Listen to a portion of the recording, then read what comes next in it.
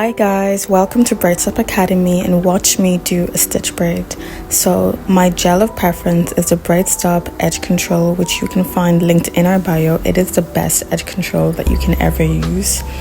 So first things first, we take only a little amount. I don't like to overuse product just to avoid clogging pores and to avoid product buildup. So when you take a little bit of this, make sure that you add it onto the hair and not directly onto the scalp.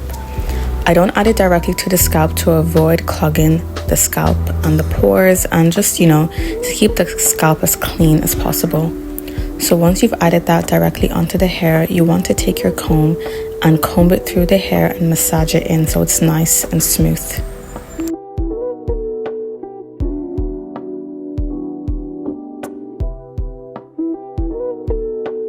As you can see, we added the edge control all over the perimeter of the section that we're going to braid, and we're also making sure to smooth that all in. And once everything is inside nice and smooth, we will now start our braiding process. The tool that I'm using here is the African cotton comb, which will be made available soon on our website. This tool is amazing for precision parting. So the first thing you want to do is make a small line at the front and also split the section in half, and this makes your braid easier and it makes it easier for you to create your stitches as well. Using a wide tooth comb, we want to detangle the ends of her hair. So her hair is completely natural and has not been blown out in any way, shape or form. It's advisable to blow out the hair because it makes it easier, but not every client likes heat, and I always like to advocate being able to braid hair in all states and still being able to produce neat work. So now we are going to begin the braiding process.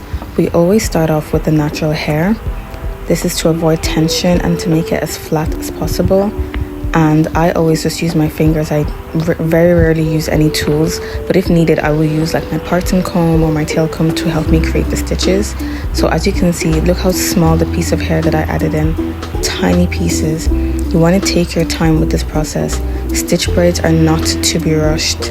The simplest styles always end up being the styles that you need to take your time with and not rush the process.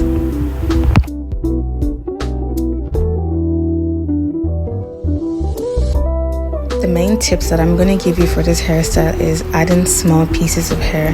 That includes the extension and also includes when you're picking up the natural hair from the sides. The smaller the pieces of hair you pick up, the flatter and neater that the hair will be. Even if your stitches aren't 100% clean, your hair will still have a better, neater and flatter look.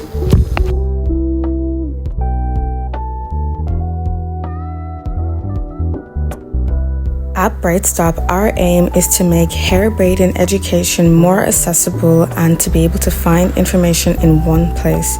That is why we have created the guidebook for beginner braiders, where we teach you everything that you need to know step by step in order to become a braider. You don't have to be a professional braider to use this book. You can also be a parent, a mother, a father, anyone who wants to learn more about hair braiding education. To get a copy of this book, go onto our website www.braidstop.com.